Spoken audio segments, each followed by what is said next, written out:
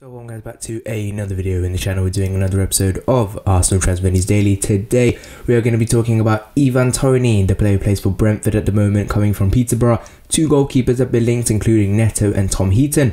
And lastly, we're going to be talking more about Manolo Solomon, whose links have really stepped up in the last few days. First of all, Toney. Now, I like this player, to be honest. I'll be honest with you, but let's get straight into the report. Exclusive: Arsenal are impressed by Toney and will continue to monitor development at Brentford. Toney has attracted admirers at Arsenal, who is now set to keep a watchful eye over the Brentford frontman. The 24-year-old lashed in 24 goals last season for Peterborough in League One before completing his £5 million move to the Bees in a deal that could still rise to £10 million in add-ons. Last summer, Toney was tasked with replacing the 1920 Championship Player of the Season in Ollie Watkins, who completed a £38 million Premier League switch to Aston Villa after finding the net 26 times en route to the playoff final. Brentford's data-driven recruitment strategy has proven successful once again, and Toney has already 16 goals to his name in the Championship from just 22 matches. Express Sport understand that Arsenal are among his admirers, with the Gunners set to continue to track his performances. Mikel Arteta's side, who are working under limited funds, are not shopping for a striker at things stand. But Lacazette only has 18 months left on his deal, and he has held talks with Juventus and Atletico Madrid. And if we can't secure him to a new deal, then Toney has the kind of profile that represents the perfect middle ground, and his prolific goal scoring record suggests he has what it takes to play in the Premier League. Arsenal scouts for now are just monitoring development. So yeah, Toney, this deal could be around £20 million if we can get it done in the summer, hopefully, or £25 million.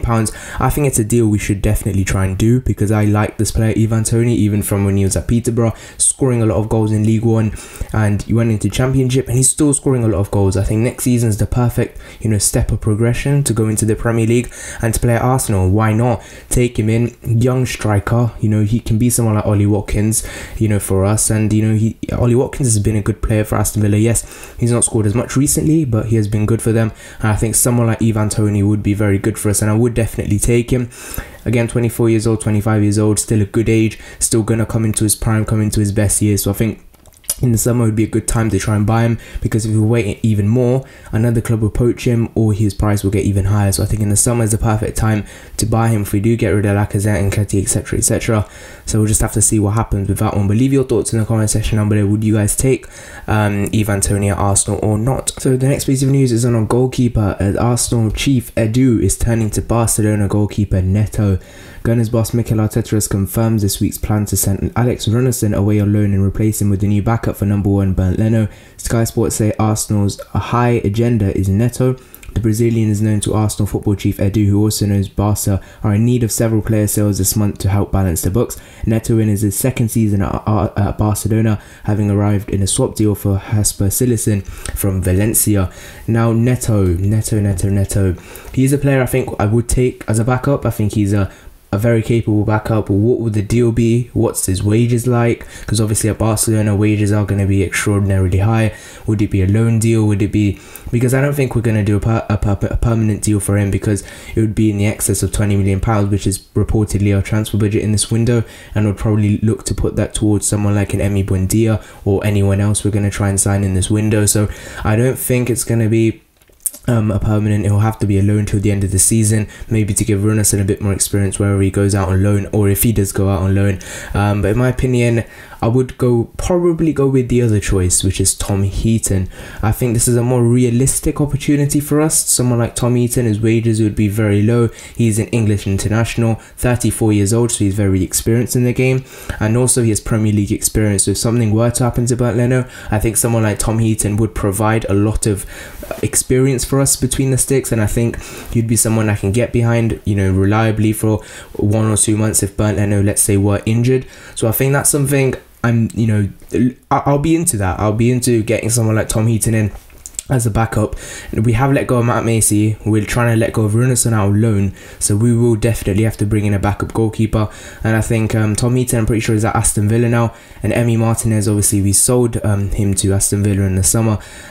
He's not getting a lot of game time, Heaton, and he's obviously come back from an injury, I believe, as well, a long-term one. So I think a move to Arsenal would be a good switch, and I think it would be something I would definitely not be against as a backup in some Europa League Cup games, maybe, just to give him, just to provide provide solid backup for Bernd Leno, maybe a bit of competition as well, who knows, because he has played for England in the last few years. He has been considered quite a good goalkeeper as well, so I wouldn't put it past us to try and bring him in. In terms of Neto, again, I think it would be more of a tricky one. Would you want first team football? I think you'd rather play backup at Barcelona to backup at Arsenal, but again, we'll just have to see how that one goes. But Barca do want to get some wages off their books, and if that means loan a player to Arsenal, I think that's something Neto might be open to. I'll take either of them, but I think in terms of what's more realistic for us in this January window, I would probably go with Tom Heaton as a backup. It's anything's probably better than Runarsson, because he had such a bad record in Ligue 1 last season, because he played second backup in Dijon. So I don't know how he's playing backup for us, so it's very confusing. But Neto and Heaton has been linked.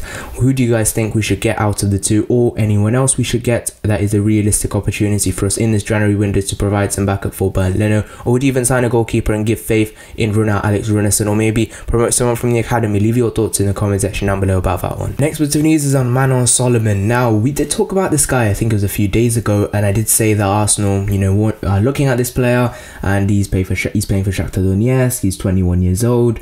He's scored against Real Madrid, etc, etc.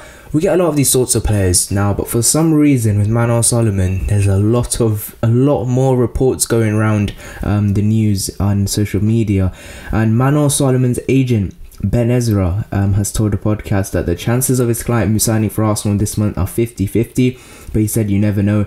He believes Arsenal are interested in Manolo and to play as one of the wingers.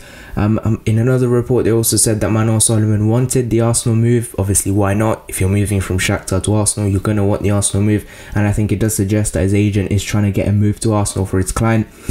Someone like Manolo Solomon, I have reservations. First of all, how much would he cost? Because we have a lot of wingers at our club already. Nelson, Pepe, Martinelli, Saka, Willian, a load of these players, or wide players. Do we need any more? Do we need someone like Solomon?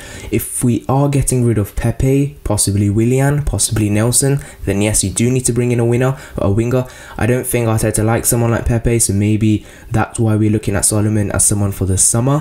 But again, I don't know loads about this player. It's not like he's ripped up his league or anything. It's like he scored a few goals in the Champions League, and everyone's guiling him up to be the next big thing. It's quite similar to what happened with Hussein Mawar, and I'm not actually too sure what his price would be.